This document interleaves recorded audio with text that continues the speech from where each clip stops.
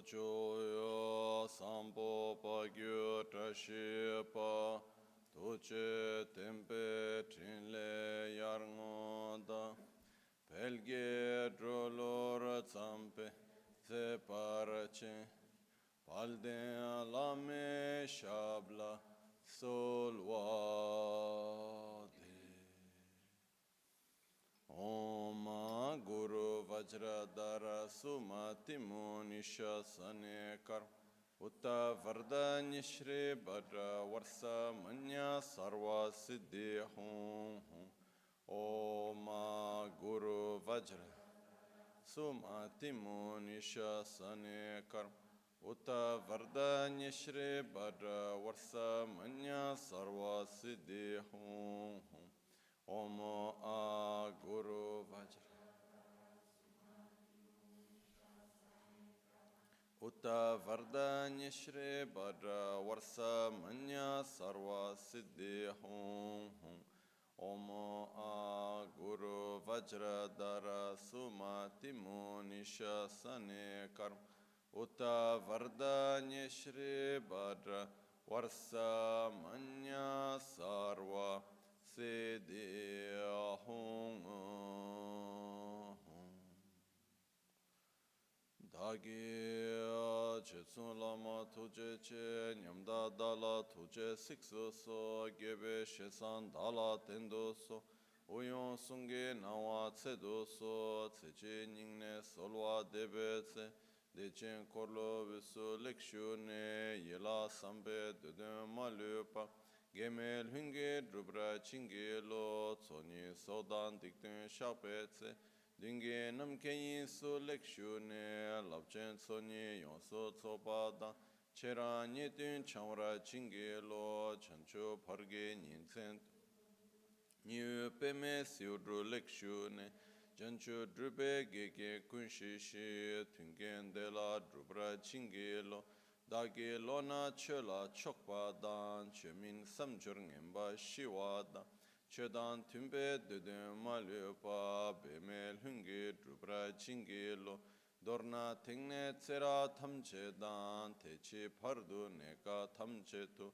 Rese Kyamne Lama Kele Me Tukche Chingi Dala Siksuso Gongyab Drewe Nyamda Dachala Jetsun Lame Tuche Rab Gongne Kudan Sungi Nawa Dralme Tu NgalSo Nyongwe Kesan Toprash Kewa Kundu Yanda Lama Dan Drame Cheki Pela Long Chechi Sadan Lamgi Yente Rabzone Dorje Changi Kopa Nyurutoba Sho Pakyuke Kudan Dagi Lu Pakyuke Sungdan Dagi Pakyuke Tugdan Dagi Tenyerme Chiktu Chingi Lo Makyuke Kudan Dagi Lu Makyuke Sungdan Dagi Nga Tugdan Dagi Tenyerme Chiktu Chingi Lo Om Muni Muni Mahamuni Shakya Muni Svoha Sashi Puki Chushi Meto Tranrirablinshi Nide Gembadi Sange Shindu Mikte Ulwargi Drugu Namda Shingla Cheparasho Yidam Guru Radna Mendra Kam Niryata Yami Sange Chedan Tsoge Chonam La Chancho Pardo Dani Kyapso Chi Dagi Jinso Gibe Sonam Ki Drola Pinchra Sange Drupar Sho Sange Chedan Tsoge Chonam La Chancho Pardo Dani Dagi Jinso Gibe Sonam Ki Drola Pinchra Sange Drupar Sho Sangye Chudan Tsogi Chonamla Jancho Pardo Dani Kepso Chi Dage Jinso Gibe Sonam Ki Drola Pinchira Sangye Druparasho.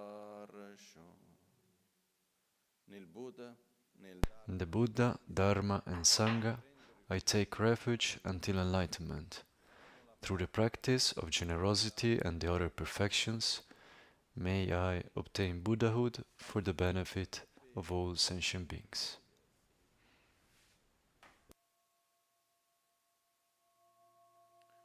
Namo yal haye ke dal vidan chin ke rubudan da mi ke nam da drowa kunge dhanam che tsampa tham che ke to da ge cheten.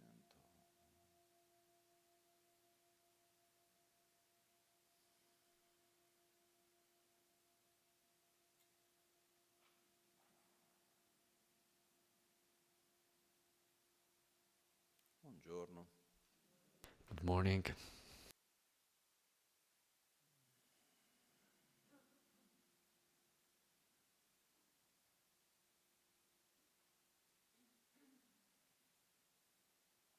Mi ricordo un giorno. I remember one day that I was a small kid. My dad came home. He started to get acquainted with Buddhism. I was around like 6, 7 years old, something like that. And he came home and he was all happy. And he said, look, finally I've understood how to solve my problems. I understood that the cause of my problems, of my suffering, and the ignorance is in anger, is in jealousy, in dissatisfaction. Now I've understood. And I remember looking at him. I was like, okay, well, let's see. You have understood? Yeah, well, let's see. And then it was like 3 minutes, and already was like nervous about something, like some kind of reaction about something. What happens is that, as you say in Italian, between doing and the see and the between the saying and the doing, there is in between the sea, and so also between like the understanding and the realizing is there is the sea in between. So it's important to understand something, but once we understand something, from understanding to being that thing, there is a long path to be done. And during this path, there is one of the dangers is that along the way we can kind of forget where we are going, actually, why we want to get there. I don't know. I believe that it must have happened almost to everyone, to go to another room of the house to get something and then to get there and to not remember anymore why you went there in the first place. So can you imagine, like, if we forget that, like even the more long-term things, at the beginning we remember, and then it becomes like a sort of inertia, and then we forget. And so for this is important in time to revisit the direction. Where am I going? And the direction actually is quite simple, because at the basis what we want is the same. I had the chance to travel a lot, to know really people of very different kinds, and I was able to see in this that all those that I met and also those that I observed, actually we want the same thing. We want to be happy, we don't want to suffer. I've never met anyone that said, no, I like to suffer. There are those that seek pain as a way to get out of suffering. We're strange, we do bizarre things. But someone that likes suffering, never. And someone that doesn't also want to be happy, also. So we constantly try to find ways to feel better, to feel good, to not suffer, to be joyous, to be happy. Then the word happiness Also, we can spend hours getting into the details of what do we mean by it and so on. But the fact is that at the basis we want this.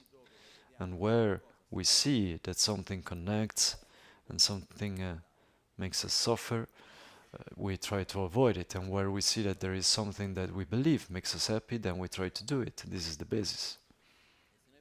And if we go and check, all are guided by this force, by this wish for happiness and aversion to suffering. This is what is at the basis of each one of us. What makes the big difference is what makes me happy and what makes me suffer. Where do I project that?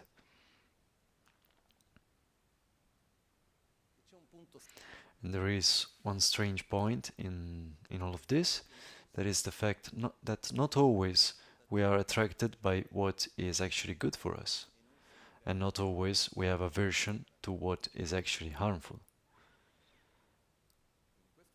And this is one of the important aspects, to understand that there are some things that we like, but that actually eventually they harm us. I would always remember when I was in a congress in Madrid with a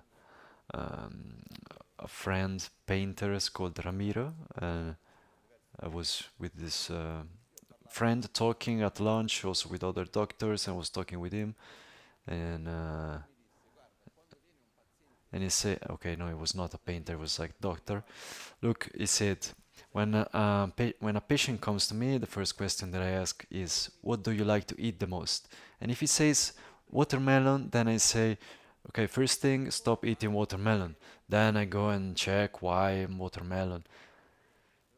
But he said, my experience is that when a person is sick, is attracted to eat what increases the sickness.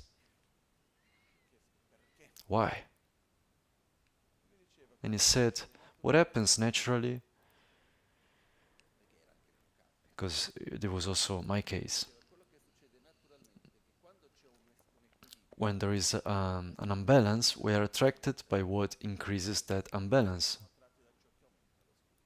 And the other way around, when there is balance. So like if we imagine like an object that is leaning like this, until the object is unbalanced, then the force pushes towards equilibrium.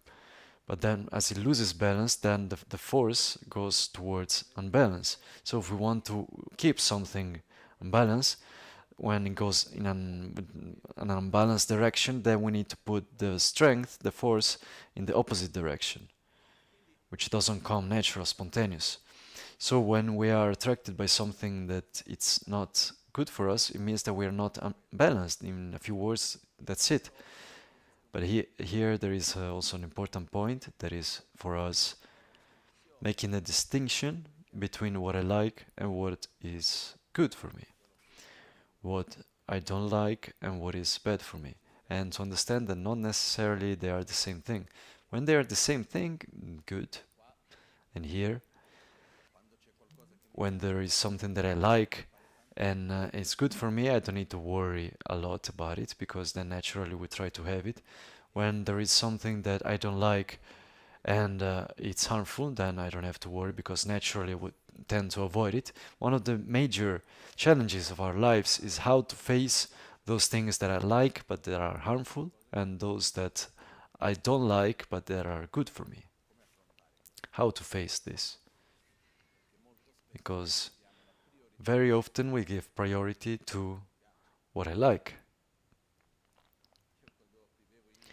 Me, when I was living in India in a monastery, I was there and was my master Lakpala, and one day I went to him and I said, I want that, I like it. And he looked at me, and so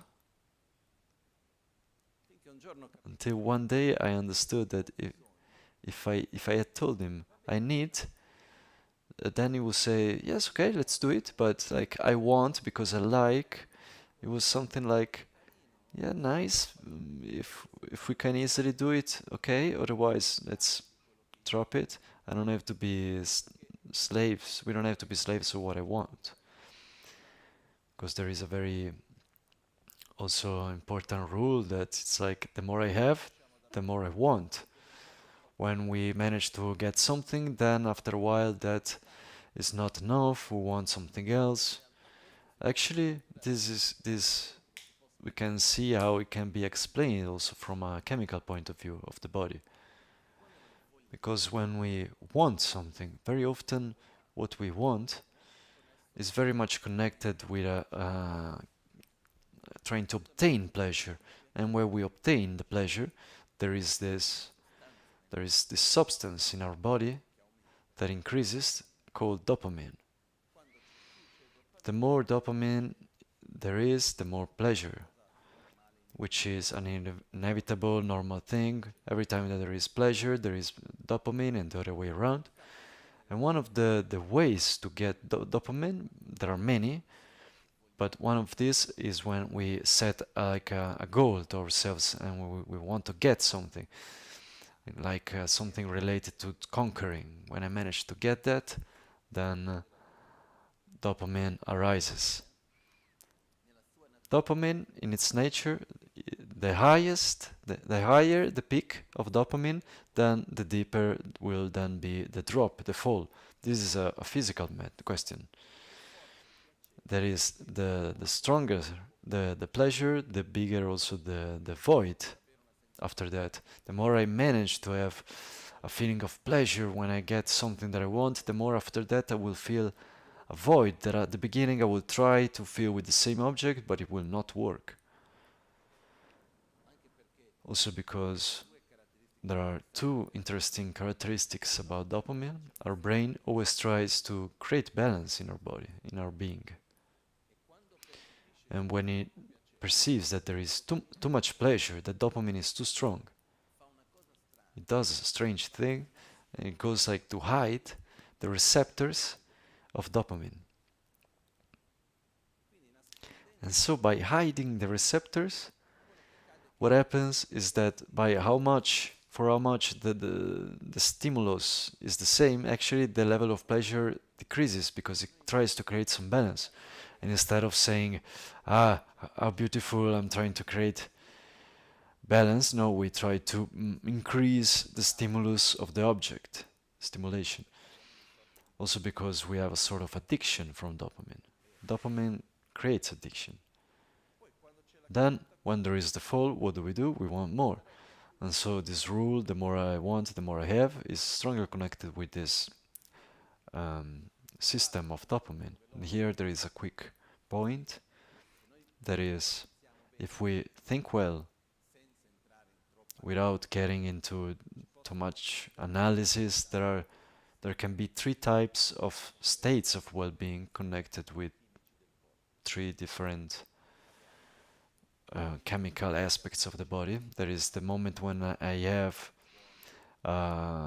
sensual stimulation, like I see something, I taste something, I get what I want, I touch something that it's nice, someone tells me also that I'm really good at something. All of this is like pleasure that manifests as dopamine, which is good, which is okay. But what happens is that every time that there is a state of pleasure, then also that falls. It doesn't last long. Then there are two other neurotransmitters and hormones that are serotonin, that is a hormone, and oxytocin. Serotonin is connected with satisfaction. So the higher serotonin is, the more the person is in a state of satisfaction, of well-being. That inner state that not necessarily is that like rush of joy, of pleasure, but it's an inner feeling that says, all is good, I'm fine.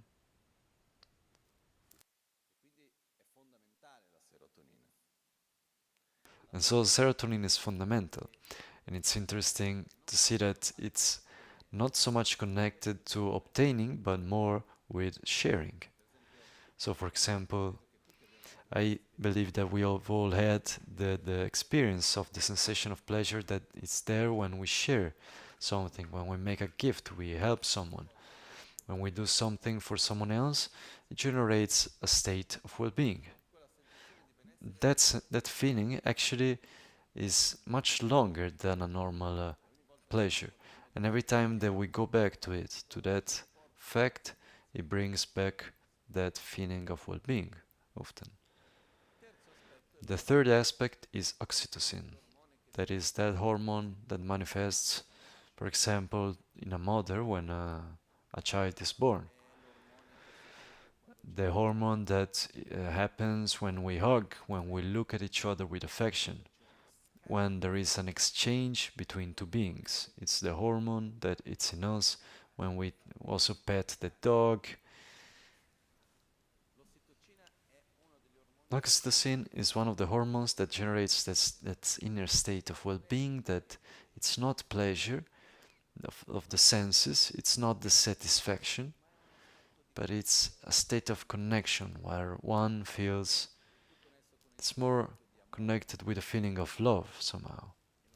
And oxytocin is a very important hormone. For example, there was this psychiatrist that was telling, actually his daughter was talking about her father. She was also a psychiatrist, and so when like couples went to him looking for a couple therapy, the explanation was, first of all, it's difficult to find a meeting point during a time of conflict. So his technique was to, okay, before starting to talk about anything, he would ask them, can you tell me how did you meet each other?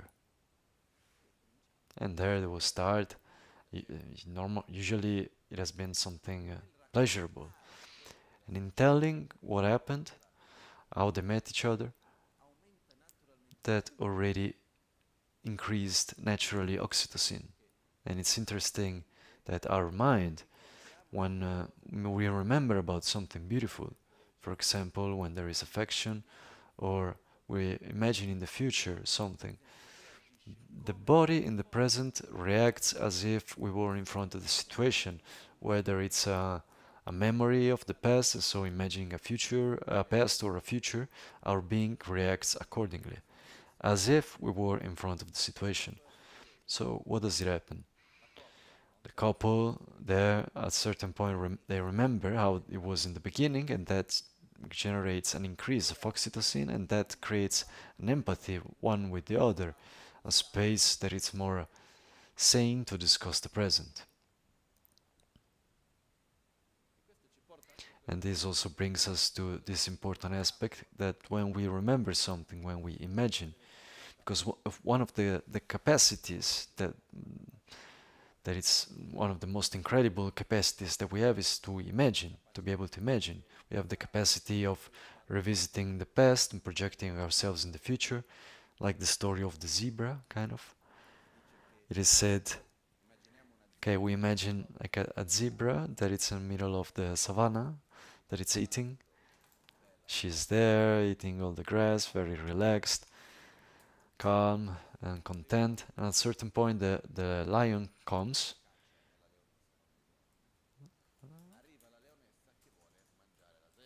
And she wants to eat the zebra. What does the zebra do? She runs away, so the heart starts to pump a lot. She starts running. She runs away by all means, until at a certain point she manages to run away from the lioness, and the lioness changes her mind. She looks like a gazelle or something. She changes direction. It is said that it takes like 5 minutes for the zebra to go back eating the grass with calmness. Not even like 5 minutes. Like the heart is already gone back to normality. She's already all calmly. The question is, what would have happened if we would have been the zebra and the lioness came? So we will start running, and then even after the lioness went away, we will keep running. We get home and we tell everyone the danger of the lioness, and you don't know what happened. Today was a terrible day. We stayed there to revisit the same thing. For many times we kind of institute the National Day against lions. You say you shouldn't go to that place because it's dangerous, because there is the lion. Every time that I get there, close there, my heart starts pumping because I'm imagining the thing, and I'm already imagining also my cobbles without food and all these kind of things. So what happens is that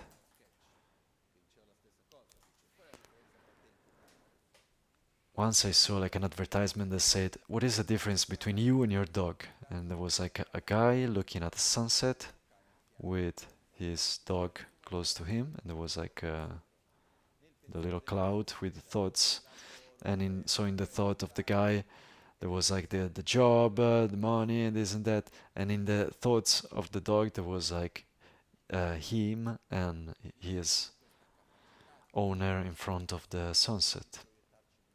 So we have this capacity of revisiting the past and projecting the future, which of course is a wonderful capacity, but when it's used badly, it creates a lot of problems.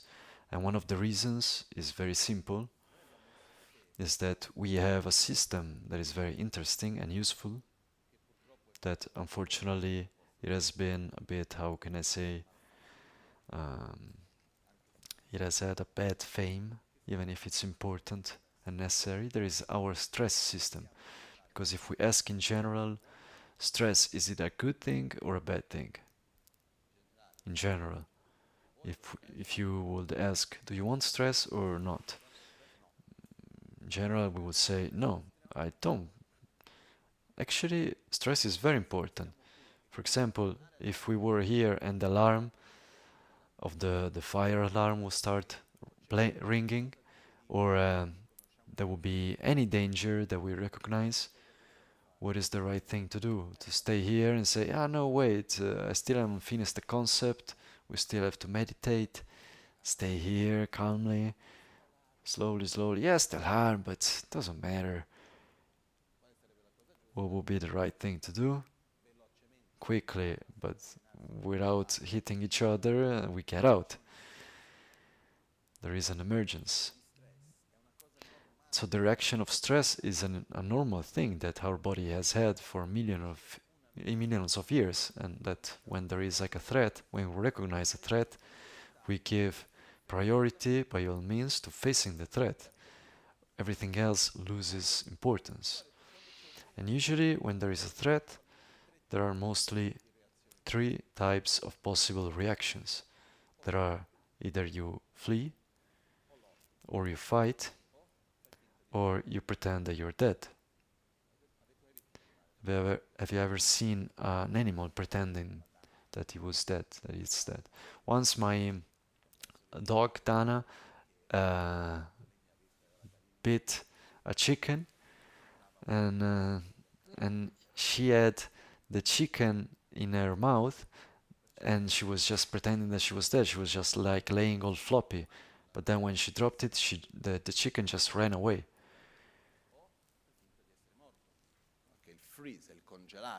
The freezing. For example, there are some animals that, as we are in front of those animals in the middle of the forest, to me it has already happened once. In the middle of the forest of Nepal, the ranger was explaining, okay, in case we meet a tiger, what should you do? In case we meet a bear, what should you do? In case we meet a desperate elephant, what should be done? And various of these animals, what they said, it said, running, it's pointless because anyway they're faster than you. Fighting, don't even think about it. What you should do is that, okay, you should pretend that you're not there. So the more you're still, then they lose interest in you, and then maybe they go away. Also, there are some big monkeys there that are very dangerous. And with these monkeys, you should like climb one on top of the other and pretend that you're really big. So there are different techniques. Like for example, if you're in front of the rhino, then you should run, but never run away in a straight line because they're quite blind, so because they don't see very well, so they go with the smell. So if you zigzag and you also take one cloth of yours and you run it on one way, then you run on the other, hoping that it will chase the cloth and not you. So even there, when they were talking about how to face the various kinds of animals, yes, with some you have to run, others you have to face, and with others you have to pretend that you're dead, basically. And still today, when we are in front of a threat, these are the three main reactions that we have. And the interesting thing is that when we are in front of a threat, naturally our system makes it so that all of our energy goes towards running or fighting or freezing oneself. For example, a person that is under a strong chronic stress for a long time, one of the physical problems that happens is the loss of hair. A person that is stressed for a long time loses hair. Why? Why do you lose hair when you're stressed? Because hair is not essential for running away. And so energy is sent towards arms, legs, and energy is taken away from the other parts. So stress is when all the energy is taken and directed towards facing a threat.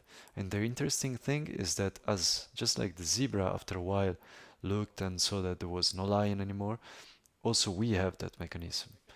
Our mechanism, after about like 90 seconds from the threat, there is a part of our mind that checks, is there still the threat?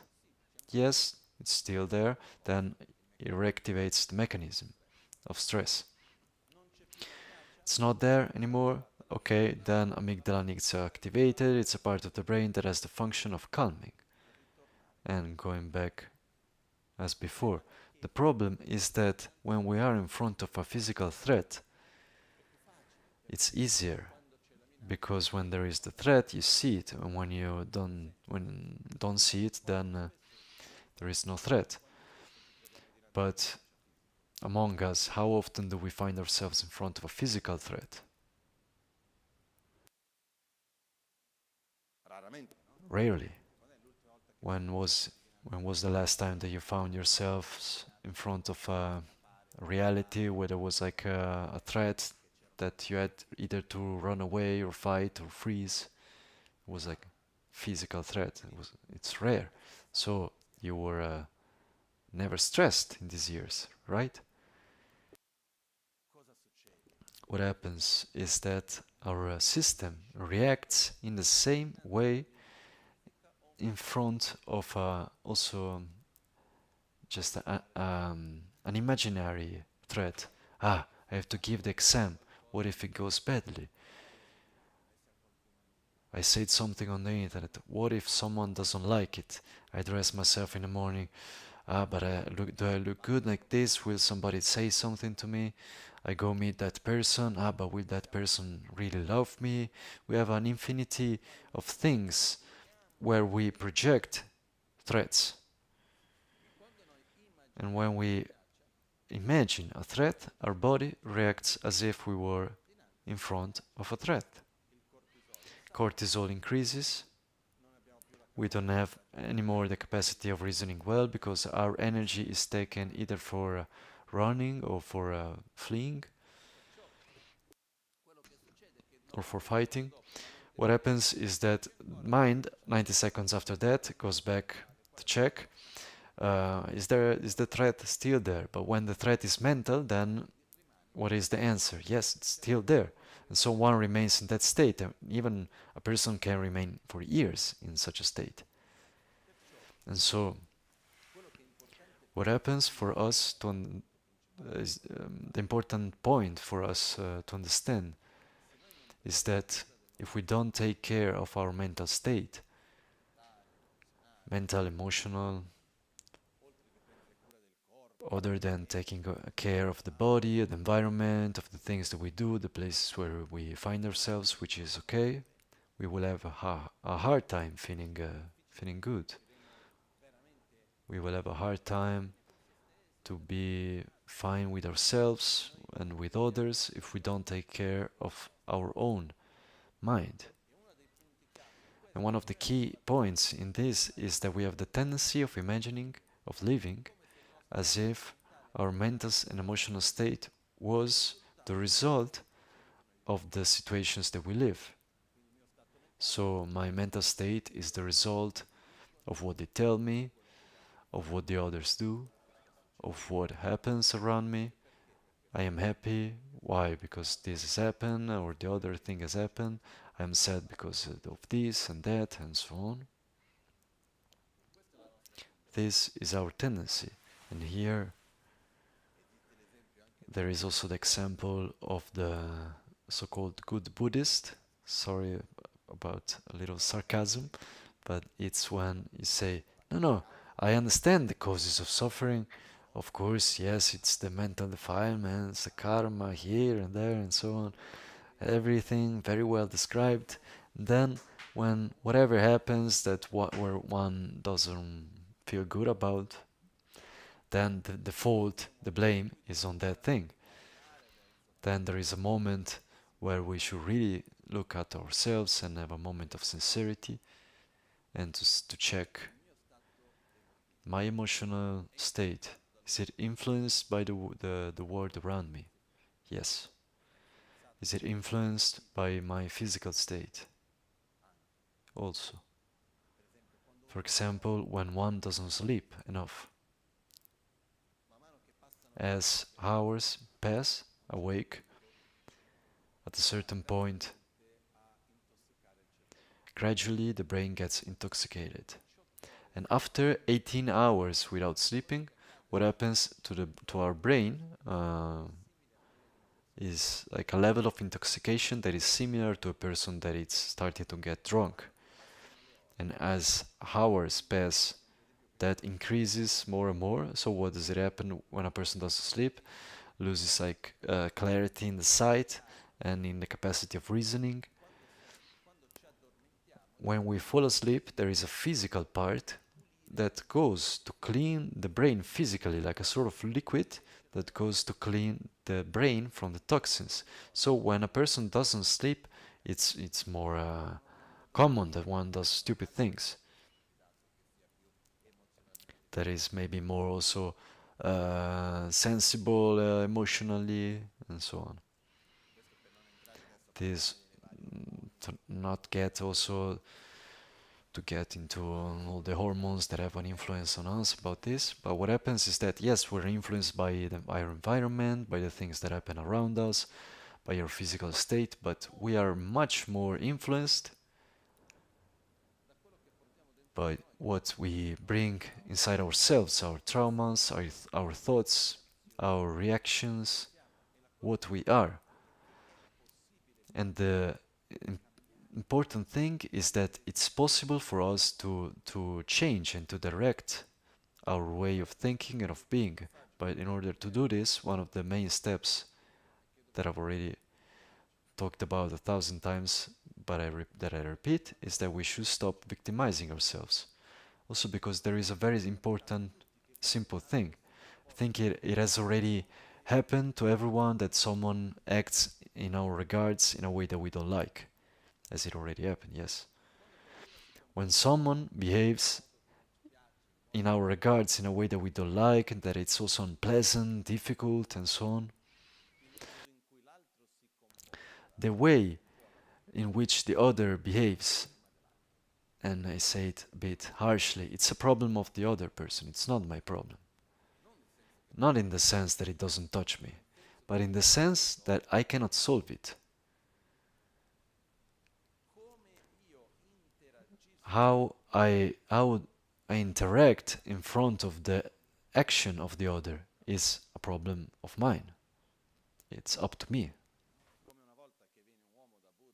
Once a man came to Buddha and was very angry, and he started criticizing him and saying, what do you think to be, saying these things. He was very angry with Buddha, and he gets closer, and Buddha asked him, if someone makes you a gift and you don't want it, who, to who belongs that thing? To who gave me? So you're bringing me your anger, and I don't want it. You keep it with yourself. I don't need to take it with myself. And so, how the other behaves, we don't have the power to change that. So it's up to the other to change. How I behave, it's up to me.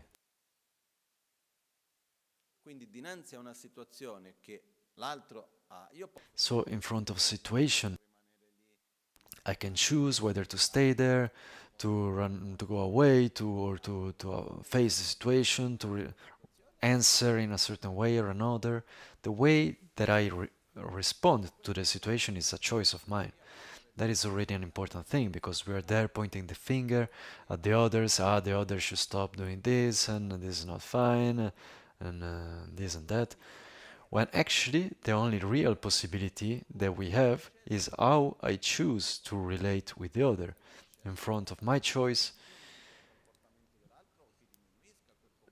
my action can make the behavior change of the other, or also increase or decrease, but I cannot go there and change the behavior of the other. I can choose how to act in front of the behavior of the other, but having this awareness changes a lot, because otherwise we are just there whining that the other has done this or that, but actually we should take the reins in our hands, really, and try to face situations observing what can I do in front of this.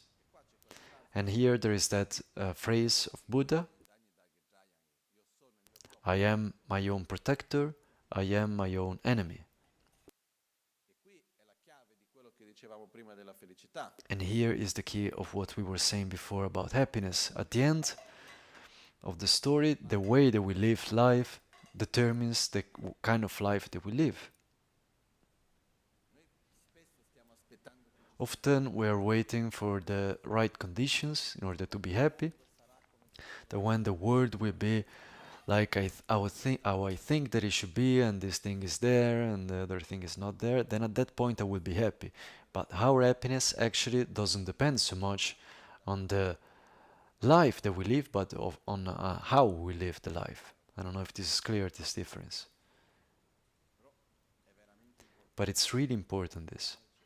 Maybe one says, no, but look, actually it's very, very important. It makes a lot of difference. I know people that, let's say, they have like all the cards, so to speak, to be happy. They don't lack anything materially, or they have people loving them around them. They're quite fine in health. They live in a sane context. They have everything, but in any way they manage to live it badly. Why? Because they bring with themselves their own traumas, their own anger, dissatisfaction, hatred, rancor, and so on. And so eventually it goes badly, because inevitably one leaves the world through the filter of himself or herself.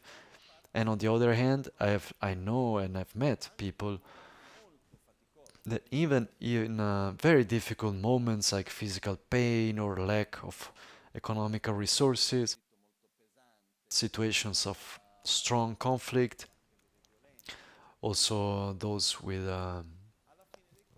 violence, at the end they manage to live it quite well. I remember Lama Michel Rinpoche, there were some moments of difficulty that I've seen him going through, that the majority of us would still be here doing therapy in front of those situations. And he was there, okay. If you would ask him, would you like that thing to repeat? He would say no, but I never seen him lose balance. And so what happens is that I am my own protector, I am my own enemy. The key is not really the life that I will live, but how I will live that life. And this is not about life one day tomorrow, who knows when. No, it's about the now, today that we're here. It's about our way of interacting, because at the end we are made of habits, and the things that we do create habits. Our way of talking, our way of reacting, also on an emotional level. The more I react in a certain way, the more that reaction becomes strong and part of me, the more it becomes a habit. And we don't have the choice of familiarizing ourselves or not. We don't have the choice to train or not train ourselves. We constantly, life, we could say that it's a constant training. Every time that I get angry, I'm training myself in anger. Every time that I complain, I'm training myself in dissatisfaction. There is this simple rule. The more I complain, the more I am dissatisfied, the more I suffer. The more I am grateful, the more I am satisfied, the more happy I become. But it's important for us to understand that it's not that I train or not train myself, I transform myself or not. In every moment we are doing it. And one of the important things at the end is not what we do, but in what way does that train us. Once I was with a friend in Nepal. He was a priest of Australia who was teaching phenomenology at the university, and we were there discussing and explained me. Was one of the first that managed to explain me why one had to study everything that one has to study at school. What do I need this for? And he said, one of the main functions that exists when one goes to school is not to acquire information, but to learn to learn. And one of the mistakes, according to me, that we do is that we believe that we are learning in order to acquire information just for a practical matter, and at a certain point we stop learning. I don't know. When one ends the formative, the training period, then one stops studying, right? But actually, studying is very important. It opens the mind. My grandpa, he was like, like 97 years old, and I saw him playing with with an iPhone game, and I asked him, "What are you doing?" "I'm playing." "But do you like it?" "No." "Then why are you playing?" "Ah, yes, because mind, as one gets older, the short-term memory one starts to lose it. So in order to keep a good memory, constantly I need to learn new things." But it's not that we need to wait to be 97 to do that. Our mind has a fundamental characteristic that is called use it or lose it. So either you use it or you lose it.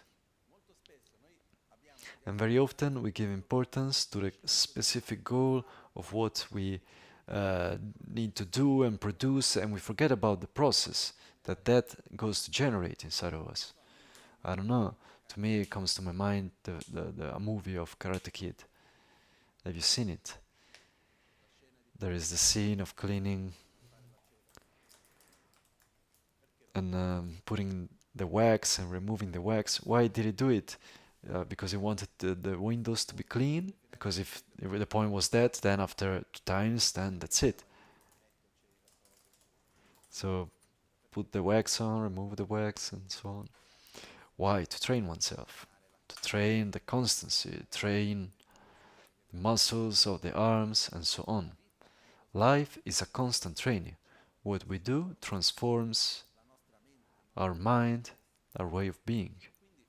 And so, the question that is important for us to ask ourselves, what do I want to be? Not just from the point of view, what do I want to do, what position do I want to have, what kind of job, but what do I want to be as a person? Do I want to be like a kind person, or unfriendly, or satisfied or dissatisfied, angry or calm? Do I want to be a lovable person or a selfish person? What kind of person do I want to be? And according to that, then I need to train myself. I need to try today to be what I want to be tomorrow. Just as we should try to live life today according to what I would like to the world to be, instead of waiting the world to be that, because otherwise we are just sitting there victimizing ourselves, and it will never happen. And so, as a conclusion, what we do, the way we think, gradually changes our being. And I invite you to ask yourselves this question: what do I want to be? And who has already asked himself this question to remember it, remembering oneself that it's never too early and never too late, that actually our life depends on us, on our way of acting, thinking, and speaking, of interacting. This doesn't take away all the interactions with the others, but mostly that is what makes the greatest difference. And as long as we will keep victimizing ourselves and blaming the other, then we will have a hard time taking the reins in our hands. So let's reflect on this, let's try to observe it well, and then we can see that we can do a lot. I thank you. I wanted to ask one thing. Actually, it's also a very traditional request. I don't do it for that. That there is something that you think it could have been useful for you, try to put it in practice. This is the most important thing. We're not here to be Buddhist or to try to make Buddhism known or to try to belong to something, but the main goal is to be able to transform ourselves in being more satisfied, more balanced, more stable, more joyous, more loving. This is what matters the most. Mostly we need to build peace in ourselves and in the others. Peace is something that takes a lot of much more effort rather than fighting, rather than wars. Fighting is easy, but creating peace, harmony is much, much more difficult. It requires also much more courage. Because in peace, I need to get out from where I am and to go towards the other. And in that, to get out of one's own ego, it's much more difficult. So I invite you to put in practice what you can inside of your possibilities, with joy, with love towards oneself, to remember what we were said before, to discern a bit what is good for me, what is bad for me, and bit by bit, with patience, a piece at a time, to drop what is harmful, what we like but it's harmful, starting with food, and to cultivate what is good for us but that it's harmful, and then bit by bit we will see that we can actually make big changes. This is all. Now we make our dedications. Lame kutse rapten chin nam kara trinle chokchur gepada losan tempe drume sasumgi drove munsela takto ne gyurchi nimo dele tsendele nime kuyan delekshi ninsen takto delekpe Kuncho sumki chingi lobo, kuncho sumki ngodrubo tsol, kuncho sumki trashisho. All'alba. At dawn or dusk, at night or midday, may the three jewels grant us their blessings. May they help us to achieve all realizations and to sprinkle the path of our lives with various signs of auspiciousness.